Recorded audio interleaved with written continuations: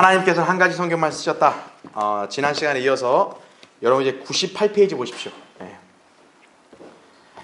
지금 이제 우리 킹제임스 성경의 저본인 헬라 표준 원문과 비교해 볼 때 지금 변개된 성경들이 얼마나 심각하게 이렇게 삭제되어 있고 또 오역이 되어 있는지 우리가 이 예들을 살펴보고 있습니다. 이 예들이 지금 거의 뭐 신약 성경 전체의 여러 구절들을 다 이렇게 제시한 거기 때문에 저희가 지금 그걸 일일이 다 체크하기는 시간이 무리가 있어요. 그렇죠? 그래서 저는 교리적으로 이 중요한 부분에서 변개가 이루어진 그 구절만 지금 짚고 넘어가는 겁니다. 여러분 이제 98페이지 보면 자, 누가복음 4장 4절. 자, 예수님이 광야에 시험 받으실 때 마귀가 이 돌을 빵이 되게 하라 했을 때 그때 예수님이 응수하신 말씀이 이거죠. 기록되었을 때 사람이 빵으로만 사는 것이 아니요. 자, 빵으로만 사는 것이 아니요 됐어요. 그럼 그 뒤에 뭐라고 얘기가 있어요? 하나님의 말씀으로 산다는 표현이 있어야겠죠. 근데 개역 성경에는 사람이 떡으로만 살 것이 아니라 다 그거밖에 없는 거예요. 네. 아, 그렇죠. 빵으로만 살 수 없죠. 떡으로는 더더욱 살 수 없죠. 그럼 뭐라도 살아야 될 거 아니에요. 그렇죠? 예수님 취지는 뭡니까? 먹는 빵이 중요한 게 아니라 하나님의 말씀, 영적 양식이 중요하다는 얘기를 해야 되는데 이 중요한 부분을 뺐다란 얘기죠. 예. 그리고 또 밑에 누가복음 4장 8절에 보면 예수님이 이제 그 권세를 가지고 사탄을 물리치는 거잖아요. 사탄아 내 뒤로 물러가라, 그렇죠? 그게 개역 성경에 그냥 빠져 있습니다. 예. 그러니까 사탄이 시험하니까 그냥 주 너의 하나님께 경배하라 그냥 이것만 나오는 거예요. 예. 예수님이 마귀를 내쫓을 수 있는 권세가 있다는 점, 예. 이 부분을 가린 거죠, 그렇죠? 자, 계속 쭉 가겠습니다. 넘어가겠습니다. 이제 그 102페이지 보세요.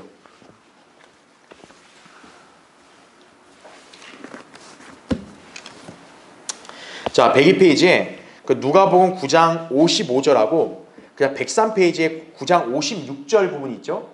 이게 변개된 성경들 또 이 땅의 개역 성경에는 다 삭제되어 있습니다. 즉 뭐냐면 이 구절의 문맥이 이렇게 어떤 고을의 사람들이 믿질 않아요, 예수님을. 그러니까 여러분도 알다시피 그 요한 있잖아요, 요한. 또 요한과 야고보가 이 성정이 천둥의 아들들이 할 정도로 워낙 이 성정이 무섭잖아요. 그러니까 이들이 화가 나가지고 주님 엘리야처럼 하늘에서 불 내려서 쟤들 다 그냥 불살라버리지 않을까요? 그런 거예요. 그때 예수님이 어떤 거예요? 돌아서서 그들을 꾸짖었다라는 얘기죠. 근데 개역 성경에서는 꾸짖고 다른 마을로 갔다. 그냥 이렇게만 돼 있는 거예요. 그 예수님이 왜 이들을 꾸짖었냐를 그 이유를 말씀하셔야죠. 그렇죠? 얘기놈아 이러고 그냥 가시면은 얼마나 무안해요. 이들도 나름대로 예수님 생각해서 얘기한 건데 그럼 예수님은 왜 이들을 꾸짖었냐 이거예요. 우리 성경에는 55절에 너희는 너희가 어떤 영을 지녔는지 알지 못하고 있도다 말씀하죠. 그렇죠? 예. 그러면서 56절이 중요한 말씀이죠. 인자는 사람들의 생명을 멸하려고 온 것이 아니라 뭐하려고 오셨다고요? 구원하려고 왔노라 이거죠. 지금 예수님은 믿지 않는 자들을 불로 사르는 심판을 하지 않으신다는 거죠. 왜? 그건 언제 하실 일이에요? 재림 때 하실 일이라는 얘기죠. 예. 특히나 의미심장한 것은 이들이 엘리야를 거론하면서 엘리야처럼 불을 내려야 되지 않겠습니까? 그 얘기했잖아요. 실제로 엘리야는 언제 옵니까? 재림 직전 대환란 때 오죠. 그렇죠. 그리고 실제로 엘리야는 그런 권세가 있잖아요. 대환란 때 두 증인은. 그렇죠. 불을 내리는 권세가 있다고요. 그러니까 그건 언제 해야 될 일이에요? 재림 때 해야 될 일이에요. 근데 지금 예수님이 사역하신 데는 재림이 아니기 때문에 그래서 지금 그들을 바로 잡고 계시는 거죠. 그래서 인자는 생명을 멸하는 게 아니다 이거예요. 구원하려고 왔다 이거죠. 그러니까 초림 때는 믿지 않는다 해서 그들을 바로 진멸시키는 게 아니라 그들에게 자비를 베푸시고 구원하시는 시기다라는 얘기죠. 그런데 중요한 거 뭐예요? 예수님이 믿지 않는 자들을 영원히 놔두시는 게 아니라 언젠가는 멸하실 것이다라는 점을 암시하는 거란 얘기죠. 그러니까 이 누가복음 9장 55, 56절은 초림과 재림을 구분짓는 어떻게 보면 예언적인 진리예요. 근데 변개된 성경에는 이걸 싹 가렸다는 얘기죠. 삭제시켜서. 그렇죠? 그 다음에 밑에 누가복음 11장 2절에 자, 이거는 여러분도 잘 아는 주기도문이죠. 그렇죠?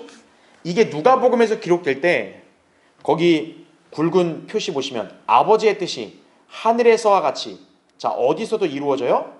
땅에서도 이루어지이다 이거죠. 여러분 이 표현이 왜 중요합니까? 이게 바로 천국의 정의이기 때문에 그래요. 천국의 정의.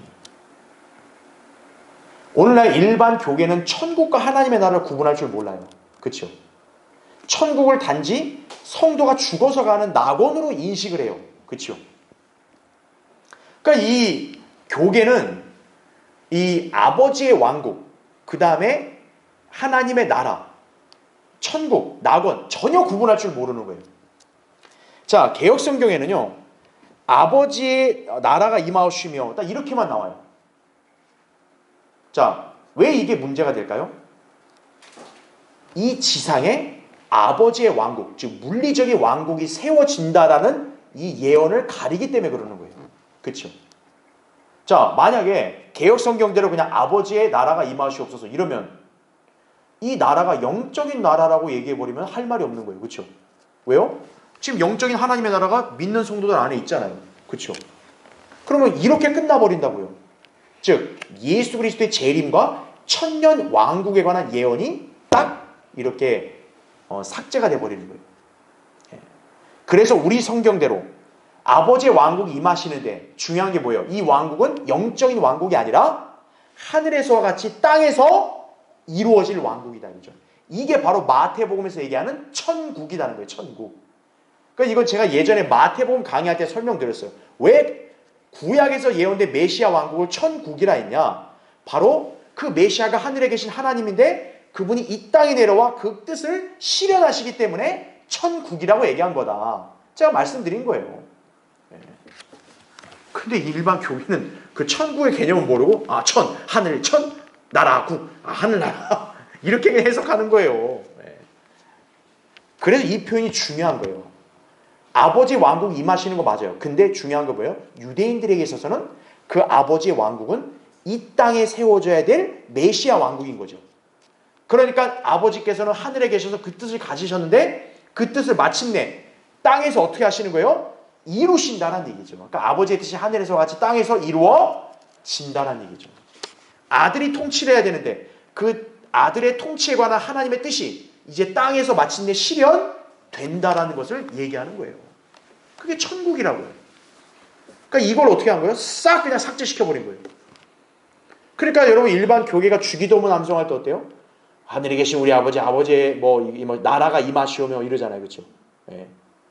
그러니까 그들은 변개된 성경을 근거로 하니까 어때요? 이 구절을 올바로 이해를 못하는 거죠. 예. 아버지의 왕국이다. 그죠? 왕국. 그렇죠? 예, 왕국. 왜냐하면 정부를 가져야 되니까. 그렇죠? 그래서 아버지의 왕국이 임하시오며 아버지의 뜻이 땅에서도 이루어져야 된다 이거죠. 예. 그러니까 성경이 변개되니까 어때요? 그들이 주기도문을 할 때도 영적인 나라로 제한시켜버리는 거예요. 예. 전혀 모르는 거죠. 자, 그래서 우리 성경에 이 구절을 그대로 보존해놨다 이해하시면 돼요. 자, 계속 쭉 넘기셔서 여러분 107페이지 보십시오. 107페이지. 자, 제가 넘어가는 거는 여러분이 보지 말라는 뜻은 아닙니다. 여러분 나중에 집에 가서 또 보셔야 돼요. 예, 참고하시면 여러분 공부하시는 데 많은 도움이 됩니다. 자, 107페이지. 누가복음 17장 36절. 자, 이거는 휴거에 관한 어떤 중요한 진리를 보여주는 거거든요.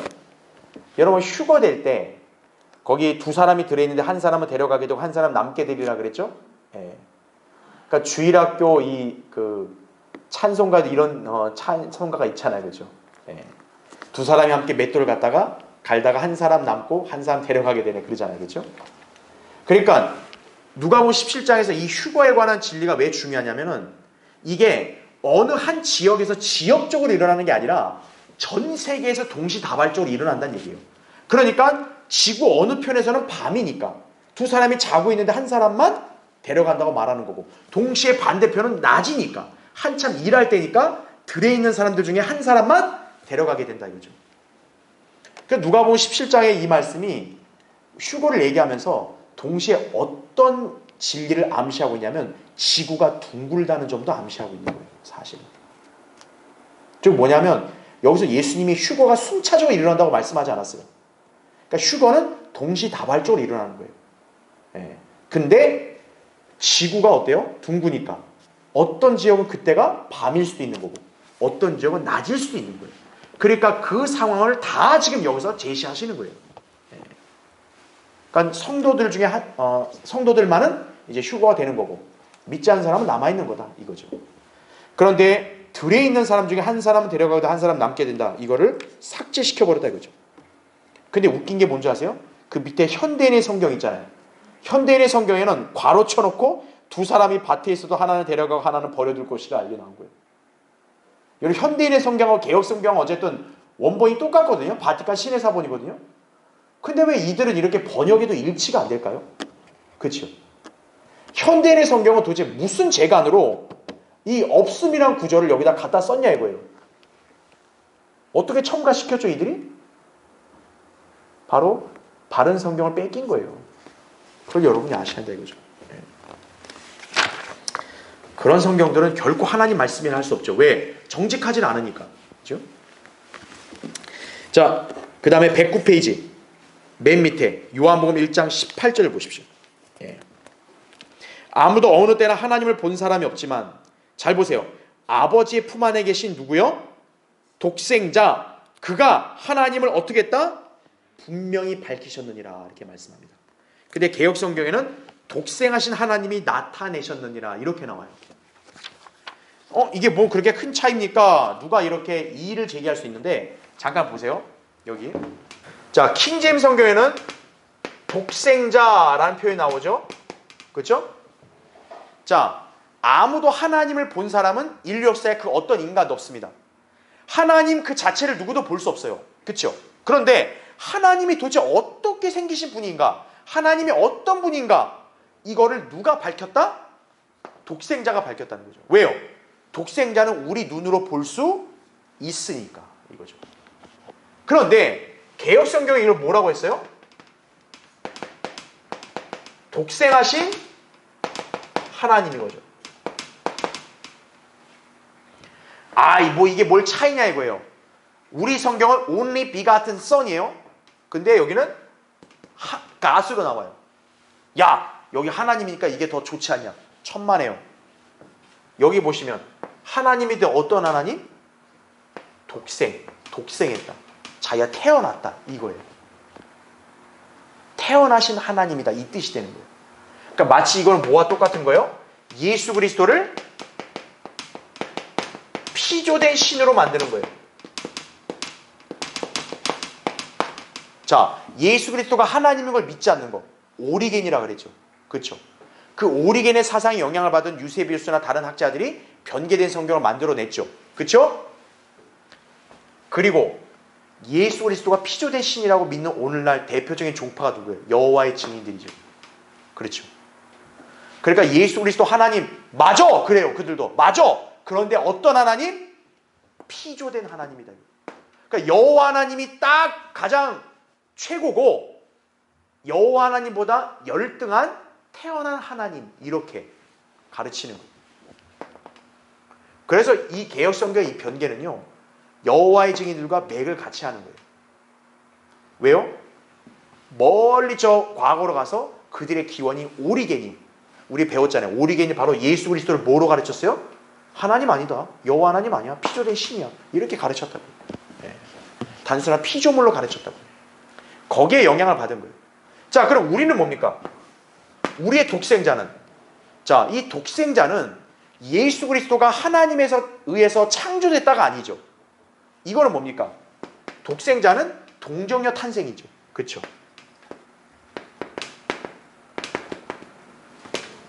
동정녀 탄생은 가장 중요한 진리 중에 하나입니다. 뭡니까? 하나님이 인간으로 태어났다는 거죠. 원래 없었는데 하나님으로 만들어진 게 아니라 하나님이신 분이 인간으로 태어난 거예요. 그래서 독생자라는 표현은 예수 그리스도가 하나님이라는 신성을 딱 이렇게 증명하는 거예요. 그래서 우리 킹제임스 성경에는 독생자가 하나님을 분명히 밝혔다고 그런 거예요. 왜? 하나님이란 존재는 누구도 볼 수 없어요. 근데 독생자인 예수 그리스도가 하나님이잖아요. 그러니까 독생자는 우리 눈에 보이니까 어때요? 하나님께서는 인간들에게 예수 그리스도를 통해 자신을 나타낸 거죠. 하나님은 이런 분이시다라는 거죠. 근데 여기는 뭐예요? 독생하신 하나님이 나타났다. 다시 말하면 피조된 하나님이 나타났다. 이렇게 해석이 되는 거예요. 그러니까 여러분이 이 단어 차이를, 그 의미를 굉장히 여러분이 잘 주의해서 알아야 된다는 얘기죠. 그렇죠? 네. 자, 111페이지 요한복음 3장 13절. 자, 하늘에서 내려오니, 자, 그 다음 잘 보세요. 곧 하늘에 어떻게 했대요? 있는 인자 외에는 아무도 하늘에 올라간 적 없느니라. 자, 예수님은 초림 때 지상에 계셨는데 지금 예수님은 어때요? 하늘에서 내려오면서 동시에 뭐라 그래요? 하늘에 있다고 얘기합니다. 그렇죠? 이 중요한 표현인 거죠. 예수 그리스도의 신성을 강조하는 거죠. 그렇죠? 예. 그런데 개역 성경은 어때요? 하늘에 있는이라는 표현을 빼버린 것이. 그러니까 예수 그리스도의 신성을 격화시켰다. 그렇게 이해하시면 되는 거예요. 111페이지. 이제 밑에 요한복음 6장 69절. 자, 베드로가 지금 예수님께 고백하는 거죠. 우리는 주께서 그 그리스도 곧 살아계신 하나님의 아들이심을 믿으며 또 확신하나이다. 이렇게 얘기했죠. 자, 여기서 예수님을 그리스도 살아계신 하나님의 아들 이렇게 얘기했죠. 근데 개역 성경에는 하나님의 아들을 빼버렸다 이거죠. 그냥 하나님의 거룩하신 자 이렇게 그냥 변개시킨 거예요. 자, 예수 그리스도의 신성을 역시나 격화시켰다 이해하시면 되겠죠. 112페이지 112페이지에 그 밑에 요한복음 9장 35절. 자, 이것도 우리 최근에 요한복음 공부할 때 다 살펴봤어요. 날 때부터 소경된 자가 이제 예수님을 만났을 때 예수님 물었죠. 너는 하나님의 아들을 믿느냐고 물었죠. 왜요? 하나님의 아들로 믿어야 구원받는 거니까. 그렇죠? 근데 개역 성경에 이거를 뭐로 바꿨다고 제가 설명드렸어요? 인자로 바꿨다는 거예요. 인자. 네. 신약적인 구원의 진리도 가려버린 거고 또 예수 그리스도의 신성도 격화시켰다. 그렇게 이해하시면 됩니다. 자, 그 다음에 이제 쭉 넘어가서요.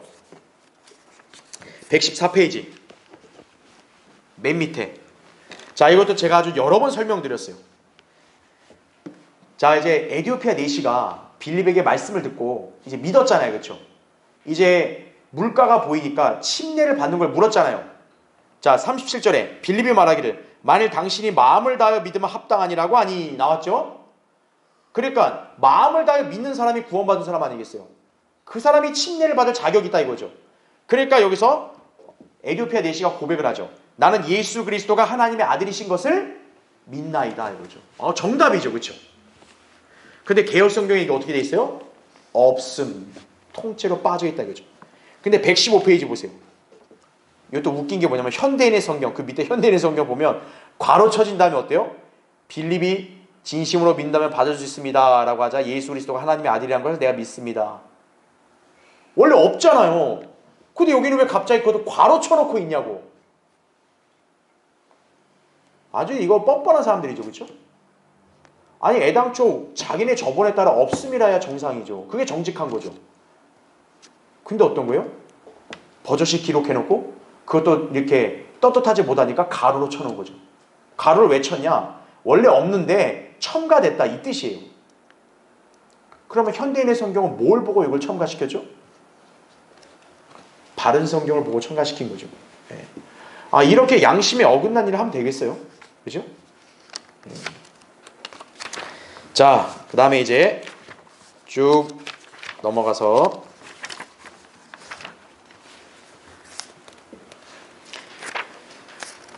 자, 이제 뭐 나머지 여러분이 또 보시면 되니까 쭉 넘어갈게요. 넘어가셔가지고 자, 거기 126페이지 보십시오.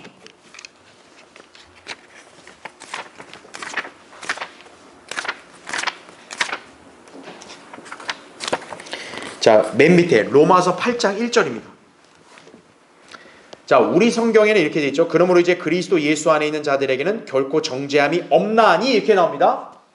자, 이 구절만 보면 그리스도 예수 안에 있는 자들은 구원받은 성도들 아니에요. 구원받은 성도는 어떤 정죄가 없다 이렇게 우리가 오해할 수 있겠죠. 근데 성령님은 그 이유를 여기다 달았어요. 그들은 뭐 때문이요? 육신을 따라 행하지 아니하고 성령을 따라 행하기 때문이다 이거죠. 그럼 이걸 역으로 뒤집으면 뭐예요? 만약에 성령을 따르지 않고 육신을 따라 행하면 정죄가 있다는 얘기죠. 그리스도인에게 정죄는 뭡니까? 지옥의 형벌이 아니라 징계인 거죠, 징계. 그런데 개역 성경이 이게 어때요? 그들은 육신을 따라 행하지 않고 성령을 따라 행하니라. 이걸 통째로 삭제시켜버린 거예요. 그러면 어떻게 되는 겁니까? 구원파의 논리대로 되는 거죠. 네. 아, 그리스도 안에 들어왔어? 구원받았어? 아, 그럼 너는 이제 뭘 해도 죄가 아니야. 정죄 안 받아. 이렇게 되는 거예요. 자, 그래서 로마서 8장 1절에는 우리 성경은 왜 그리스도 예수 안에 있는 자들이 정죄함이 없는지를 이유를 설명하는 거예요. 육신을 따라지 않고 성령을 따라 행하면 정죄가 없다 이거죠. 네. 자, 굉장히 중요한 그런 내용이니까 여러분들이 기억하시면 되고요. 자, 그 다음에 128페이지. 자, 로마서 13장 9절. 자, 이건 바울이 십계명을 인용한 거예요. 그러니까 십계명도 어때요? 신약 그리스도인들이 지켜야 될 말씀인 거예요. 그렇죠? 예. 그러니까 그리스도인이 간음하면 안 되죠. 살인하면 안 되죠. 도둑질하면 안 되죠. 그 다음에 우리가 굵게 표시한 거기 보면 우리 성경에는 너는 거짓 증거하지 말지니라. 이게 십계명의 제9계명이잖아요. 그렇죠? 거짓말하지 말라. 그렇죠? 그러니까 우리 성경은 십계명에 이것도 지켜야 되니까 넣는데 개역 성경에는 거짓 증거하지 말라가 싹 빠져 있는 거예요. 그러니까 그런 성경 들고 있으면 어떤 거예요? 아, 거짓말해도 괜찮구나. 이렇게 되는 거죠, 그냥. 네. 아주 교묘하게 빠진 거예요. 그렇죠? 네. 자, 그 다음에 130페이지 보세요. 130페이지에 맨 밑에 고린도전서 6장 20절입니다. 자, 구원받은 그리스도인은 하나님께서 값을 치르고 사신 거죠. 그렇죠? 그래서 너희는 값을 치르고 산 것이니, 그래서 우리 성경 어떻게 됐어요? 그러므로 자, 누구의 것이에요? 하나님의 것인 너희 몸과 너희 영으로 하나님께 영광을 돌리라. 이렇게 말씀하고 있는 거죠. 자, 우리 킹제임스 성경은 구원받은 성도의 몸과 영이 누구의 소유인지를 밝히고 있는 거죠. 근데 개역 성경에는 하나님의 것이란 말이 빠져 있는 거예요. 그러니까 구원받았다 해도 뭐예요? 그 성도는 아, 이 몸은 내 거야. 내 마음대로 해도 돼. 이런 식이에요. 우리가 알아야 될 게 뭡니까? 여러분이 예수 그리스도의 피로 구속을 받았잖아요. 그러면 여러분의 몸도 어떤 거예요? 하나님의 것이 된 거예요. 그래서 성경에서는 우리에게 뭐를 명령하신 거예요? 헌신을 명령한 거예요. 헌신. 왜냐? 하나님께서 정당하게 우리를 값을 치르고 샀기 때문에 우리의 몸이 누구 거라는 거예요? 하나님의 것이라는 거죠. 그러니까 하나님의 것이니까 너희가 그 몸으로 하나님께 영광을 돌려야 된다. 이걸 말씀하고 있는 거예요. 그런데 개역성경은 하나님의 것을 빼버린 거죠. 그러니까 개역성경을 들고 있으면 어떤 거예요? 헌신할 필요가 없는 거예요. 아니, 내 건데 뭘 내 마음대로 하면 어때요? 이렇게 되는 거죠. 예. 그러니까 여러분이 이 구절을 근거로 해서 왜 내가 헌신해야 되니까? 내 몸도 이제는 내 게 아니라는 거죠. 하나님의 것이니까. 하나님의 뜻에 합당하게 내 몸을 써야 되니까 기꺼이 우리는 드릴 의무가 있는 거예요. 헌신은 여러분 선택사항이 아니라 의무라는 점을 아셔야 돼요.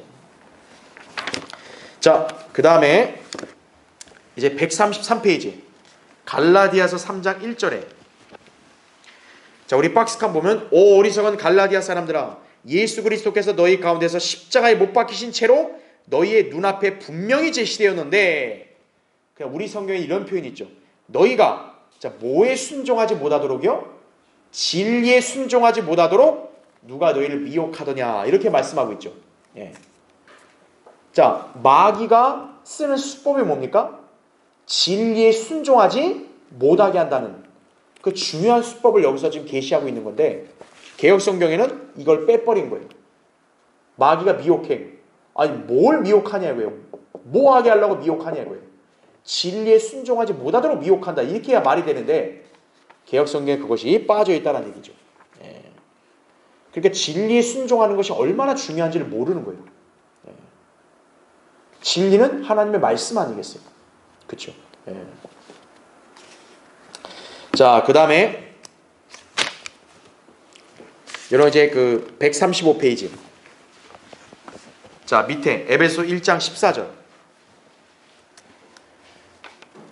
이것도 아까 제가 설명드린 그리스도의 몸이 구속 받은 거, 이제 그와 관련해서 이는 값주고 사신 그 소유를 구속하기까지 우리 유업의 보증이 되사 그의 영광을 찬양케 하려 하심이니라 이렇게 말씀하죠. 자, 값 주고 사신 그 소유를 언제 하기까지요? 구속하기까지. 즉 우리를 값 주고 사셨잖아요. 우리가 언제까지요? 구속받을 때까지. 그죠? 즉 우리의 구속이 뭡니까? 휴거죠. 휴거를 가리키는 중요한 표현을 삭제를 해버린 것이. 그냥 단순히 뭡니까? 우리 기업의 보증이 돼서 이렇게 돼버린 거예요. 우리 기업이 뭐예요? 기업. 아, 우리 하는 일을 복줘야 되는구나. 뭐 이런 식인가요? 아니라는 거죠. 주님은 우리를 값주고 샀잖아요. 우리 몸이 구속되는 그날까지 이 뜻이에요. 우리는 혼이 구원받았죠. 그렇죠? 하지만 몸은 아직 어때요? 구원을 받지 못했잖아요. 그러니까 우리 몸이 구속받는 날, 바로 휴거를 가리키는 거거든요. 그걸 가려버린 거예요. 즉 여기 성령님이 어때요? 우리 유업의 보증으로 남아있다는 얘기죠. 우리 몸이 구속될 때까지. 그러니까 하나님은 우리를 반드시 휴거시킨다고 약속했단 말이에요. 그렇죠? 그 약속으로 우리에게 무슨 증표를 준 거예요? 우리 안에 성령을 내주하게 하셨다는 얘기죠. 그런 중요한 진리를 여기서 그냥 삭제시켜버린 거예요. 자, 이제 그 다음은 여러분 138페이지. 자, 골로새서 1장 14절 말씀이에요. 자, 이건 여러분이 너무나 잘 알고 있는 구절입니다. 자, 골로새서 1장 14절. 그 안에서 잘 보세요. 우리가 뭐예요? 그의 보혈을 통하여 구속 곧 죄들의 용서함을 받았느니라 이거죠.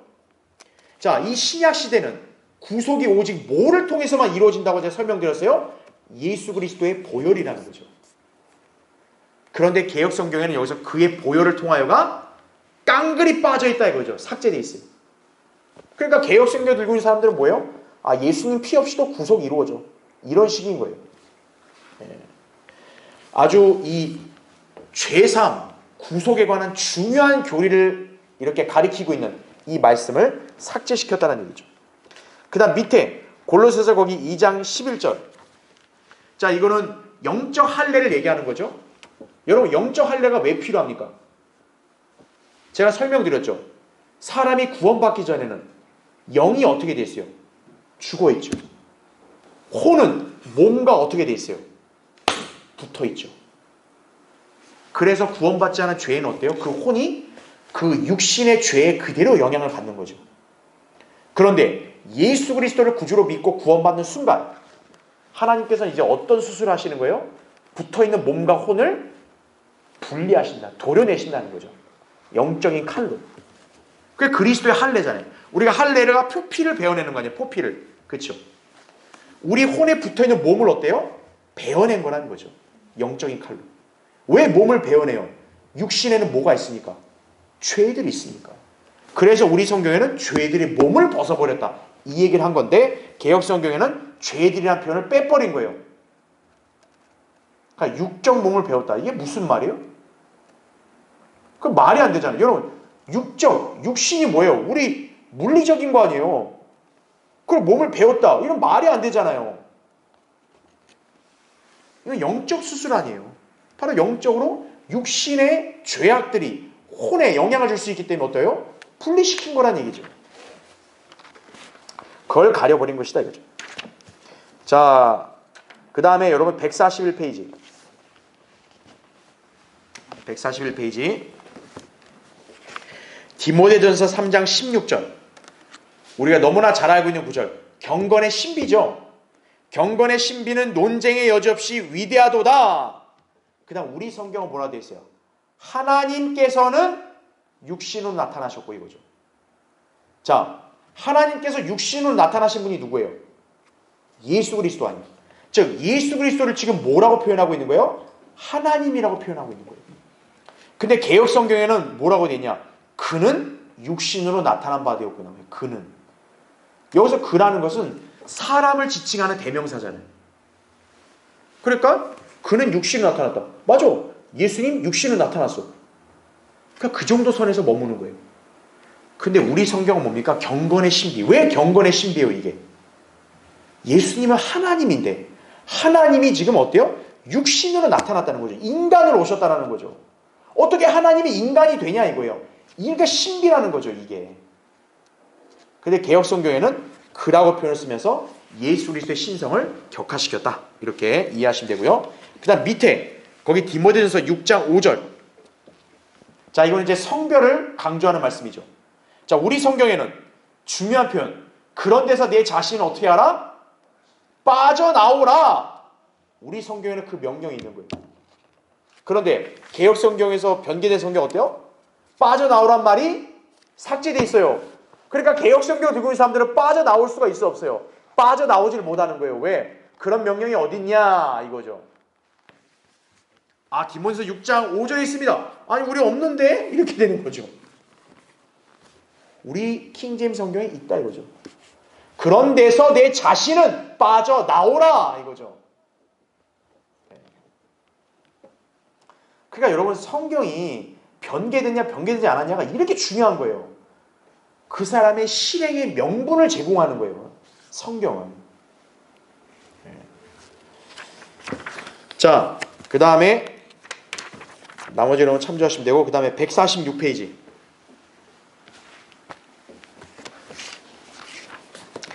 거기 베드로서 1장 22절에 자, 너희가 성령을 통하여 진리에 순종함으로써 이렇게 나오죠. 그렇죠? 자, 여기 성도들을 겨냥해서 우리가 진리에 순종하잖아요.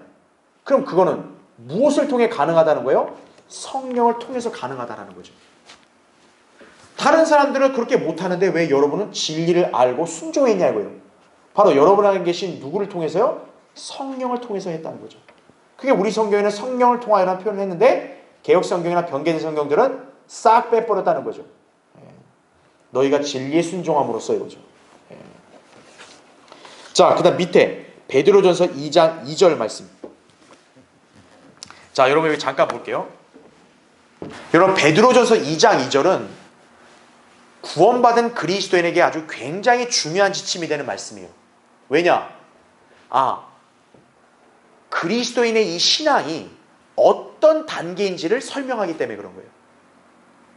베드로전서 2장 2절 우리 성경의 말씀이 뭡니까? 거기 나오잖아요. 이렇게 갓난 아기들. 그렇죠? 자, 보세요. 첫 번째가 일단 갓난 아기들이에요. 그렇죠? 두 번째는 아기들이니까 뭐를 먹어야 돼요? 젖이죠. 근데 그 젖을 우리 성경은 뭐라고 표현해요? 순수한 말씀의 젖을 사모하라 이거죠. 마지막 세 번째. 이렇게 말씀의 젖을 왜 사모하라 그래요? 너희가 그것으로 인하여 어떻게 된다? 자라게 하려 합니다. 그럼 여러분은 벌써 여기서 감을 잡는 거예요. 자, 이 말씀은 지금 누구에게 적용이 되냐면 구원받지 않은 죄인한테 적용되는 게 아니에요. 왜요? 갓난 아기라는 거는 이미 태어난 거잖아요. 생명이 태어난 거잖아요. 즉 이미 거듭남이 이루어진 사람이에요. 그렇죠? 그러니까 이걸 통해서 행위 구원을 주장하는 자들이 얼마나 잘못됐는지를 벌써 알 수 있는 거예요. 구원을 점진적으로 이루어져가지고 마치 이렇게 생명이 없는데 서서히 생명이 생기 이게 아니라는 거죠. 은혜로 구원받는 순간 어떤 거예요? 영이 태어나는 거죠. 거듭나는 거죠. 그 순간 바로 영적으로 뭐가 돼요? 갓난 아기들이 된다는 거죠. 그러니까 아기가 됐으니까 어떤 거예요? 이미 구원은 어때요? 이미 끝난 거예요. 그렇죠? 그러면서 이제 뭡니까? 구원받은 사람이 해야 될 것은 순수한 말씀의 젖을 사모하라 이거죠. 이게 바로 영적 양식. 그걸 먹음으로써 어때요? 자라게 한다 이거죠. 이게 바로 영적 성장이에요. 그래서 베드로서 2장 2절은 그리스도인의 신앙 체계를 보여주는 기본이 되는 원칙인 거예요. 그런데 자, 개역 성경에는 이걸 어떻게 변개시켰냐? 일단 이 순수한 말씀의 젖을 신령한 젖이라 그랬나요? 말씀을 빼버린 거죠. 그렇죠? 여러분 이 말씀이 왜 중요합니까? 이 말씀 앞에 무슨 단어가 있어요? 순수한. 순수하다는 얘기는 변질이 되면 돼야 안 돼요? 안 되죠. 순수한 말씀이라는 조건은 뭡니까? 변개되면 돼야 안 돼요? 안 된다는 것을 여기서 내포하고 있는 거예요. 그래서 변개된 개혁 성경 갖고 공부한다. 절대 영적 성장이 없어요. 썩은 음식을 먹으면, 상한 음식 먹으면 여러분 그게 건강해져요? 더 병들어 버리는 거죠. 그러니까 변개된 성경 보면 볼수록 뭐예요? 자꾸 혼란만 가중되는 거예요. 자꾸 헷갈리고 이해가 안 되고 잘 가다가 막히는 것 같고 에라이 덮어버려 이렇게 되는 거죠. 그냥 그때 그냥 내가 원하는 걸 써먹자 이거죠. 전혀 영적 성장이 없어요. 진전이 없는 거예요. 그러니까 구원은 받을 수 있어요. 은혜로 받을 수 있다고요. 메시지 쉬우니까. 근데 개혁 성경 가진 사람들은 순수한 말씀이 아니니까 어떤 거예요?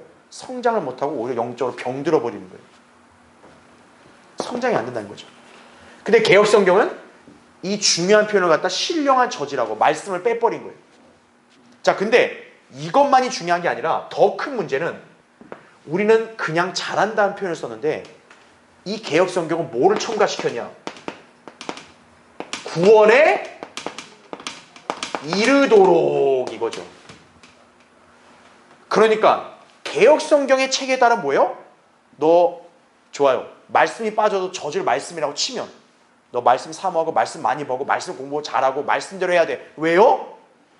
너 구원에 이르도록 잘해야 되니까 이거죠. 다시 말하면 성경 말씀을 많이 알아야 되고 성경 말씀을 부지런히 상고하면서 행해야 뭐예요? 마침내 내가 구원에 이른다 이거죠. 행위 구원이죠. 그러니까 개혁 성경은 뭡니까? 이 그리스도인의 신앙 체계를 완전히 망가뜨리는 거죠. 결국 여기서는 신앙의 절정이 뭐예요? 정점이 뭐를 위해서? 구원을 위해서라는 걸로 결론이 도달하는 거예요. 그러니까 이런 성경 가진 사람들은 교회를 다니고 뭐 성경을 공부한다, 뭐 봉사한다. 왜 하는 거예요? 결국 나는 결과적으로 뭐에 도달하려고? 구원에 이르려고. 이런 체계를 갖고 있는 거예요.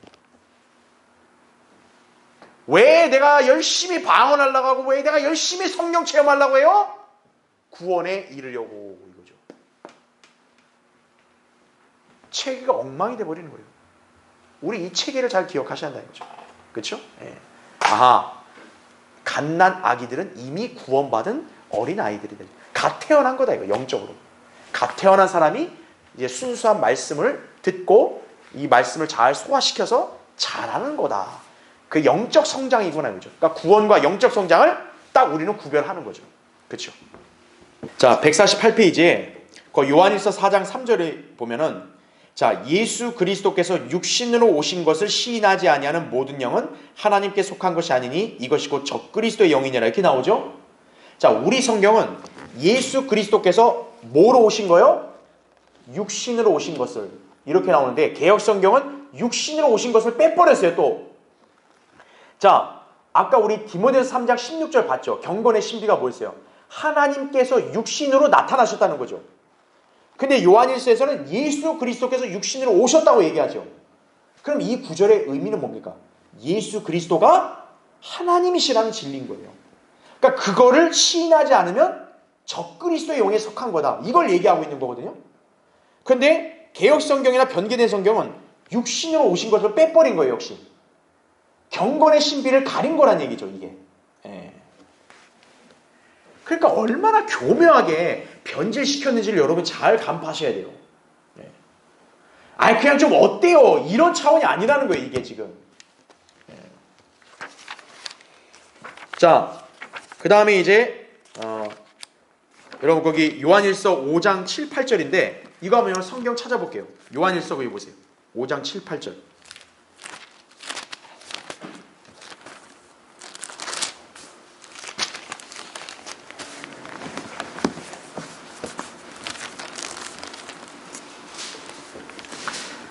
특별히 이걸 찾는 이유가 있어요. 이거는 더 교묘하게 변개가 돼 있어요. 자, 요한일서 5장 6절부터 일단 8절 읽을 건데, 자, 우리 킹제임 성경을 보면 이렇게 표현이 되어 있죠. 이분은 물과 피로 오신 분, 곧 예수 그리스도시라. 물로만이 아니라 물과 피로니라. 그 다음 잘 보세요. 증거하시는 이는 성령이시니 성령은 진리이시기 때문이라. 이렇게 나오죠. 자, 이 표현은 우리 성경은 6절에 다 있어요. 그 다음 7절 보세요. 이는 하늘에서 증거하시는 이가 세 분이시니 아버지와 말씀과 성령이시요 이 세 분은 뭐다? 하나이심이라. 여러분 삼위일체는 굉장히 신비로운 영역이기 때문에 인간의 이성으로 이해가 안 돼요. 그리고 삼위일체라고 하는 그 용어가 직접적으로 성경에 나오지 않아요. 그런데 삼위일체가 진리라고 말할 수 있는 것은 그 증거 구절이 바로 이거기 때문에 그래요. 이 7절에 나온 대로 하늘에서 증거하는 이가 몇 분? 세 분. 아버지 말씀 성령인데 세 분이 뭐다? 하나라는 거죠. 그래서 삼위일체인 거예요. 그 다음에 8절 또 땅에서 증거하는 것도 셋이니 성령과 물과 피요 이 셋은 하나 안에서 일치하느니라 나오죠. 자, 하늘에서는 아버지 말씀 성령 삼위일체 하나님이에요. 땅에서는 뭡니까? 예수 그리스도죠. 주 예수 그리스도죠. 이 한 분 안에서 삼위의 속성이 다 있는 거죠. 그렇죠? 자, 제가 이 구절을 왜 읽었냐면 개역 성경에는요 이게 교묘하게 삭제되어 있어요. 자, 어떻게 삭제되냐? 아까 제가 6절 읽을 때 끝에 보면 증거하시는 이는 성령 이거 있죠. 자, 개역 성경에는 이 증거하시는 이는 이 구문이 7절로 가 있어요. 그러면 우리 성경에 있는 7절에 하늘에서 증거하신 이가 세 분이시니 이거잖아요. 이게 개역 성경에는 아예 삭제되어 있어요. 그리고 8절은 그대로 이렇게 나온다는 얘기죠. 땅에서 증거하는 것 이것도 빼버렸어요. 8절에서 땅에서 증거하는 것 이것도 삭제시켰다는 거죠. 그러니까 우리가 개역 성경을 가진 사람들한테 얘기하잖아요. 야, 그 성경에 삼위일체도 삭제돼 있어. 그러면 어디 삭제돼 있어? 요한일서 5장 7절에 삭제돼 있어. 그러면은 그 사람들이 반박하는 거예요. 야, 우리 성경 있어. 요한일서 5장 7절 그렇게 얘기한다고요. 근데 왜 그렇다고요? 우리 성경의 6절의 끝부분이 7절로 가버렸기 때문에 그런 거예요. 그러니까 그들의 성경은 액면으로 보면 7절은 있어요. 근데 중요한 건 우리 성경에 있는 7절 삼위일체를 직접 증거하는 구절 이 내용은 싹 빠져 있는 거죠. 그러니까 다시 말하면 그들이 7절에 있다 할지라도 삼위일체에 대한 증거 구절이 있는 거 없는 거예요? 없는 거예요. 그래서 이게 아주 교활한 술책이라는 거예요. 이게 바로.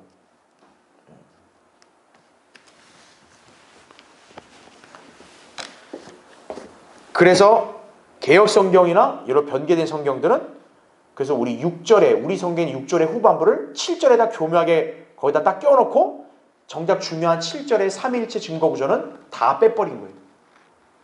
그리고 8절에서도 우리 149페이지 보면 땅에서 증거하는 것도 셋이다 그랬잖아요. 땅에 계신 하나님은 예수 그리스도 아니겠어요? 그렇죠? 네. 땅에 증거한 것도 싹 다 빼버렸다 이거죠. 네. 굉장히 심각한 변개란 점을 기억하시면 됩니다. 자, 나머지는 여러분이 다 참고하시면 되고요. 마지막 156페이지. 156페이지 마지막 요한계시록 21장 24절에는 자, 이거는 이제 영원 세계에 구원받은 이방 민족들을 가리키거든요. 그래서 우리 성경에는 구원받은 자들의 민족들 이렇게 나오죠. 그렇죠? 그 구원받은 자들의 민족들이 도성의 빛 가운데 걷는다. 새 예루살렘 도성 빛 가운데 걷는다. 들어온다는 뜻이에요. 그렇죠? 그런데 개역 성경이나 다른 성경들은 구원받은 자들이란 말 어때요? 싹 빼버렸어요. 만국이라고 나오죠. 만국. 그럼 결국 어떤 의미로 이게 와전될 수 있는 거예요?